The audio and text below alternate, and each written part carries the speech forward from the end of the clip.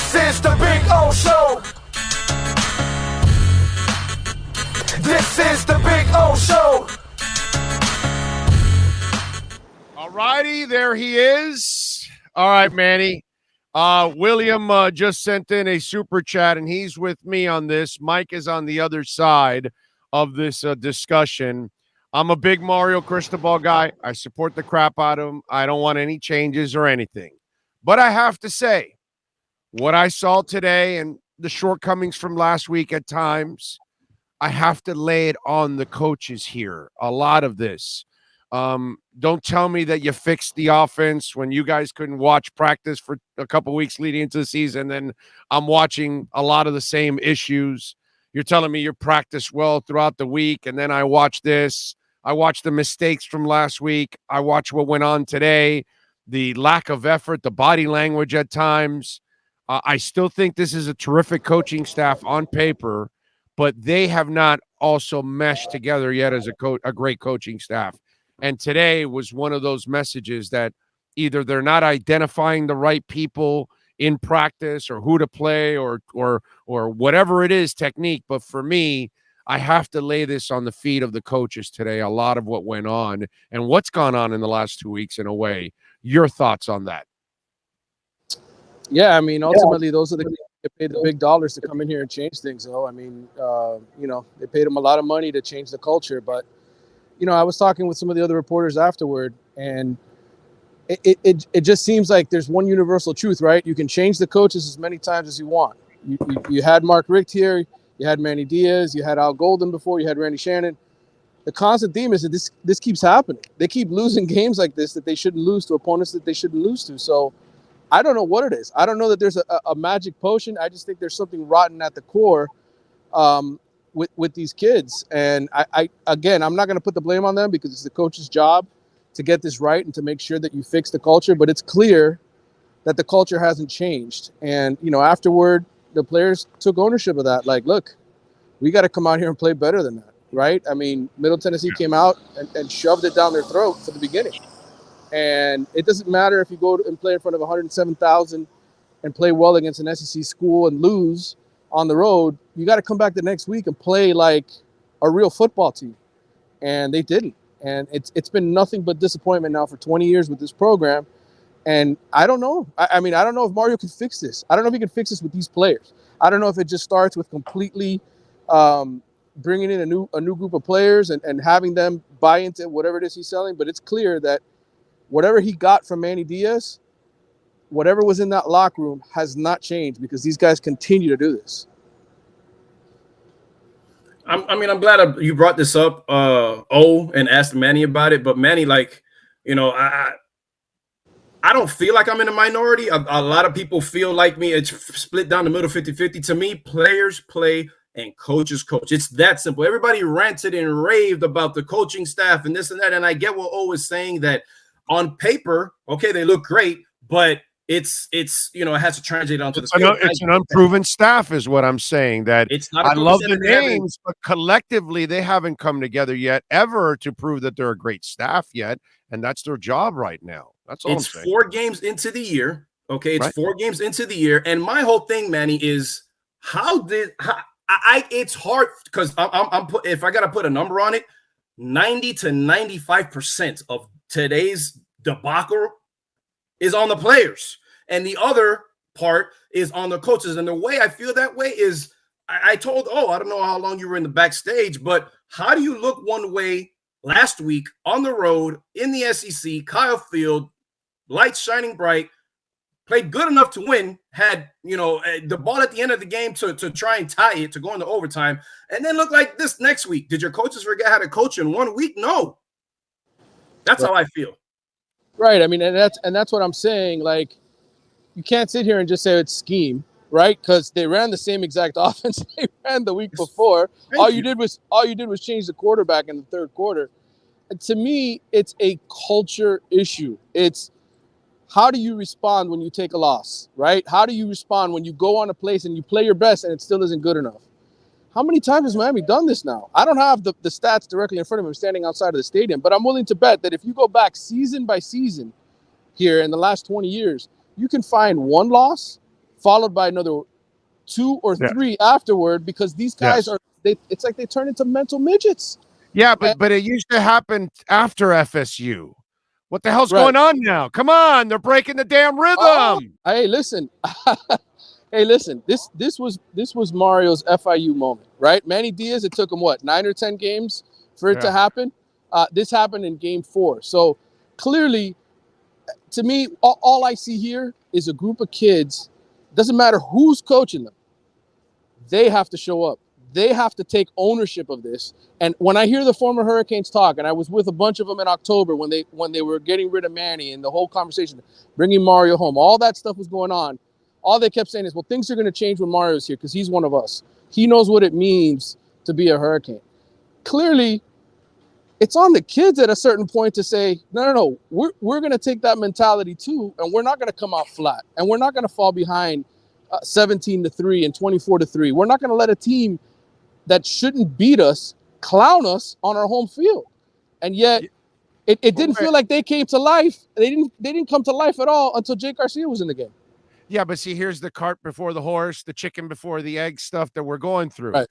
If the kids continue to do this, who's identifying the kids? Oh, the coaches. No, listen, you're 1,000% right, but here's the problem, though. But here's the problem. Like, these don't aren't tell Mario's me players. DJ Ivey is a great practice player and he can't cover my grandmother down the field. You know what I'm saying? It's just like, hey, bro, what's going on here? But this is also the whole thing. You can't make chicken salad out of chicken bleep, right? You can't. It's the same concept of the coach comes in, he inherits problems. It's his job to change it, right? I'm of the core belief, and I think you are too, that once Mario has time to bring in all the ingredients, things are going to change here. I think the problem for all of us was he's going to come in and the culture is going to change because he's a different coach, and immediately people are going to buy into that. When clearly that's not the way it works in reality. That's not the way it works. It takes time to do that, and that's what I'm talking about, the rot, right? When you talk about a tree that's rotted and you cut it at the root, at a certain point here, whatever culture was here before has clearly not left the building. It's still clearly here in that locker room, and it hasn't left. It hasn't left where it needs to go. And I don't know when that's going to happen. It may take a long time. Who knows how? It may take another 20 years. Oh, I don't know. I know Mario's here for at least 10 of it. Don't say that. Please don't say that. Listen, we've got quite a few people on the chat board right now. All right. We've got to put, what is it, an APB is what the cops do. All right. We need una vieja con santería en Hialeah en un depot. And that's it, bro. You know, she walks into that locker room and she walks into the Green Tree practice field and to everywhere. And she's just like, you know, with her chicken and everywhere. And Peter's chasing her and everything. But hey, it's gone. Okay, so I'm just saying, Key's here now. Kidnap Arande's kid. Find the right old lady with the black magic in Hialeah. And we're off and running. I mean, I think that's kind of what you need to do. I mean, listen, extreme moments call for extreme measures. And all right, good question. Oh, go ahead. I'm sorry. Go ahead. Right now. No, all I was going to say is I think at this point, though, you have to think in the immediacy, right? The next 8 games, because they can still, I know as horrible as it was tonight, they could still somehow figure out a way to win the Coastal and accomplish something that they've only done once in the last 18 years, though. They still can. I don't know how it's going to happen. Wait, so you're leaving writing now and you're becoming a comedian? Yes. That's all I was doing was cracking jokes in the postgame before Mario got in. No, hell, I was saying this game and planes, a Canes football game and a plane has a lot in common. They both need a barf bag. I mean, it's blind ass fan alert. Look out, everyone. We've got a blind ass fan coming through.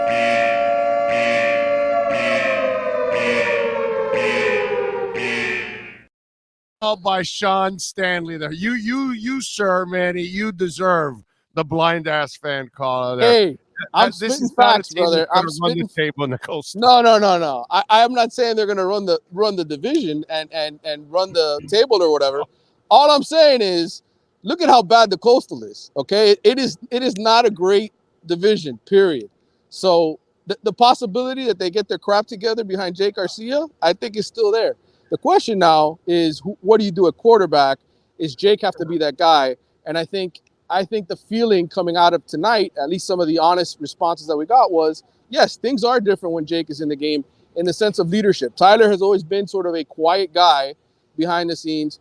Jake is more of a rah-rah guy, and it's something I've heard for months that that's the way it really is behind the scenes, that Jake is the guy that gets them going in practice and gets guys fired up. Clearly tonight, we saw it on the field for a little bit of this game. Now, is he going to come in and fix all their ails? No, that's not what I'm saying. But I think for the immediate future and the success of the team moving forward, it might be something that they have to do. I have another answer. Go ahead. Okay. I have another answer. Okay. What we do is Ruiz has got a lot of money, right? So we hologram the entire stadium for every week, make it look like a packed stadium. So that way, when Tyler walks in, it looks like a packed stadium. He gets that college atmosphere. He feels really good about it. It's not real people, but he won't know the difference. We won't tell him. You know what I mean? He just looks out and it's just the place is packed. Yeah. To the gills. And I think that's what was missing. He only likes to perform in places where they have a college-like atmosphere. And today, it looked more like an AA meeting. You know, there were a couple people talking, hey, yeah, I've got a drinking problem. Yeah, I've got a drinking problem. And by the way, I saw the Barstool Sports videos. Yeah, they've got a drinking problem. There's no doubt about that. Manny, I'm interested to see what the response is like from fans, media, whatever, whoever is looking at this game and say, well, see, I told you so. If and when Miami has a bye week next week, we all know how Miami performed after bye weeks under Manny Diaz. So they have a bye week. ACC play starts. So what you're saying is nothing's going to change? Is that what you're saying? Nothing's going to change? No. I'm interested to see how much differently, because I don't think they're going to respond like this next week against UNC. I really, really, in my heart of hearts, feel that Miami thought we played our asses off last week. It's just going to translate over to this week against a lesser opponent. And they got stomped in the mouth and said, what the hell was going on? Miami's not going to play like this again for against UNC. Will they play lights out? No, but they're not going to look lifeless. I really don't think they're going to look lifeless because of who the opponent is. It's AC Please play now. This game was a mental midget game, just like Manny just said. And off that, what I wanted to ask was, you kind of answered it. I'm of the belief that there is no quarterback controversy this week. The reason I say that is I love TVD, but there seems to be some type of disconnect, whether it be confidence, whether it be timing, whatever the case is. Something isn't there, whether he's not comfortable. So I don't know if it was spoken about before we had the press conference on the show, but was there any talk of any quarterback controversy that he was going to open up that competition, or did he stand behind TVD? No, I think he stood behind TVD coming into this week. I think there was no question that the blame was placed on the receivers and the offensive scheme for what happened at Texas A&M. But now, after today, you can clearly see that Tyler, his throwing motion, the way he throws on the run, whatever it is, he's just off. There are throws that are he's not way playing off. confident. Yeah, he's not playing confident, and he's throwing balls with it that they shouldn't be. If he puts that ball in Will Mallory's chest and not in his head, that's probably a touchdown earlier in the game, and who knows what happened. This week, it was more on Tyler than it was the week before. There's no question. And so I think Mario has an issue, and he talked about it. You guys carried the post game. We obviously asked those questions related to Tyler, and he said scheme. He said for him, he's not adjusting to the scheme the way that he needs to. If that's the case, I think it's pretty obvious that Jake was better in the scheme that they ran tonight than Tyler was in the first, 9 or 10 possessions of the game when Miami couldn't get anything going. So I think there will be a quarterback change. I think Tyler will be on the bench when Miami plays UNC in 2 weeks. All right, so let me go off of a couple of things. First of all, Sean, please grab that last prediction by Mike for next week's game, okay? Just in case. I just want to have that. I want to have that locked and loaded, like a blind ass fan alert. I want to have that prediction locked and loaded, okay? So you and I talked about this a couple of weeks ago. Gaddis has to be careful how he converts this offense. You inherited talent that played better in a different offense. Right. Why not do more of that? And in fact, Mike and I talked about this, that when you went and hurried up a little bit, Tyler got a little bit in a groove. So why not? Was it the smartest thing to just go all out and change the entire offense, or is it better to gradually get into that offense as your talent it takes over into that offense? But since you inherited talent that probably belongs on another offense, why not use more of those elements? Maybe you'll get your quarterback more in a groove. And then the other thing is, going back to coaching, as I've made this point with Mike several times now, if Jake fits your scheme better than he did, you also did a shitty ass job of identifying that. And so that falls on you also, coaches, because if Jake is the better fit, then that's your fault right there, because you probably should have figured that out early on. And now you're in this crap storm as it is. But first of all, don't answer that one. Answer the other one on the transformation of the offense and what you inherited and what you're trying to install. Well, I think a couple of things. First of all, when you take over as a new coordinator and you come over to a new school, you never really know, right, until the bullets start flying, what it is that you have. You can see things in practice. You can imagine things. You can say, man, when I put this guy out there, he's gonna kick ass. This is the perfect scheme. But then you kind of learn a little something about each of those guys. And clearly, you know, Tyler went into a new offense. It was not a hurry up. He lost two of his best receivers after last year, and he's just played like a different guy. And I'm sure he wasn't that guy in practice. I had people. I'm sorry, guys. Sorry, I lost you for a second. I had people who were actually at scrimmages and got to watch it who told me he was kicking ass, that Jake was struggling with the second team offensive line. So I don't think they made a mistake by playing Tyler and going with the scheme. I think the issue is, once the bullets started to fly and once you lost Xavier Restrepo, it changed everything for them, because Xavier was a big part of this offense. He was going to catch a lot of balls this year. I think the moment that all went down, he needed to adjust. And the problem was he didn't adjust till the third quarter today. And so that's what I fault Josh Gaddis for. But for coming in with this plan, for believing in Tyler Van Dyke after what he did last season, I don't blame him for that, because the proof was in the pudding. Jake Garcia, I mean, he played a little bit against Central Connecticut State, and then he was done for the year. You know, tonight was really the first time in his career that they said, Jake, save us. And he showed you something. So now you have something that you can say, okay, you know what?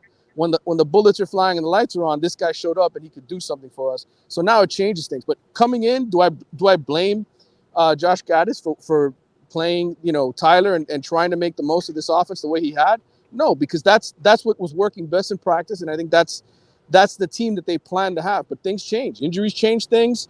Defensive schemes change things, and you have to make adjustments. And I'm glad that they did change the quarterback. I mean, they could have stuck to their guns the whole game here.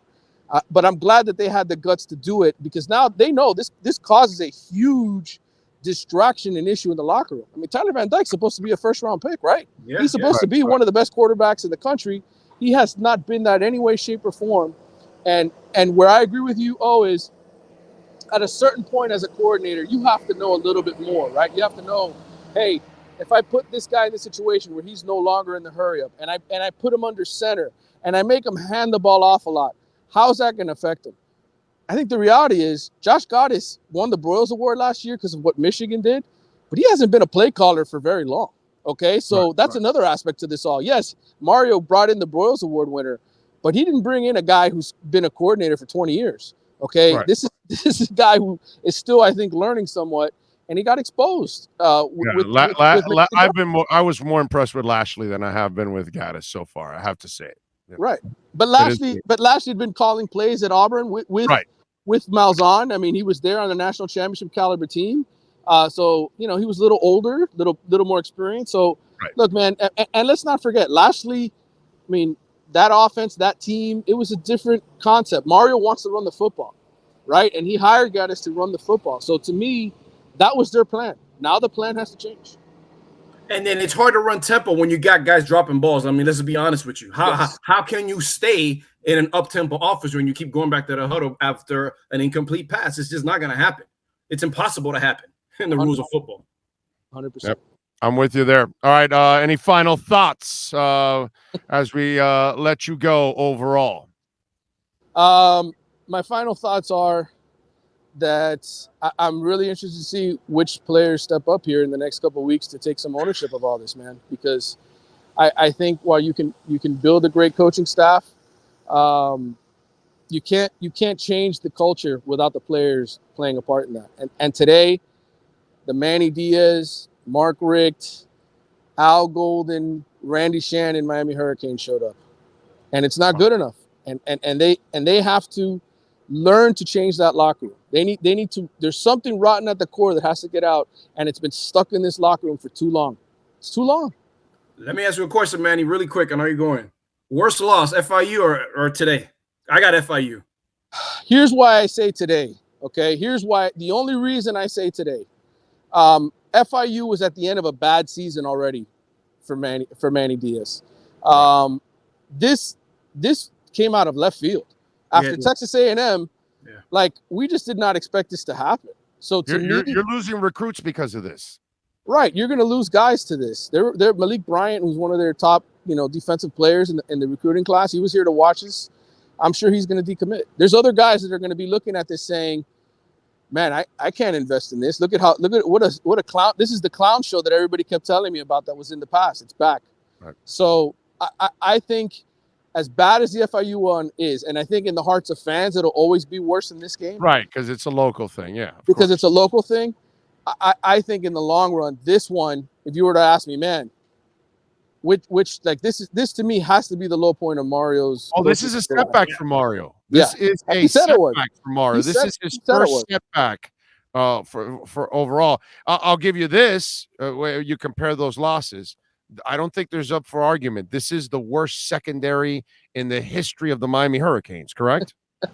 Yeah, they don't obviously get to face Max Johnson every single week, and an injury-riddled / suspended Texas A&M receiving corps. So whatever worked last week didn't matter. The DJ Ivy we know showed up tonight, and so did a few of the other guys who have been burned way too many times. No, but DJ Ivy's a great practice player. Come on.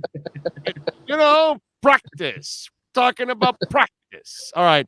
Follow him on Twitter at Manny_Navarro. And, of course, subscribe to The Athletic so you can get real coverage of your Miami Hurricanes, even if it's painful.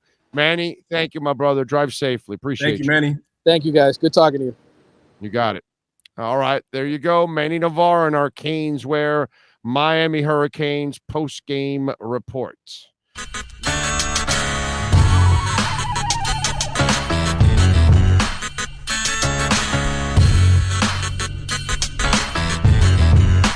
This is the Big O Show. This is the Big O Show.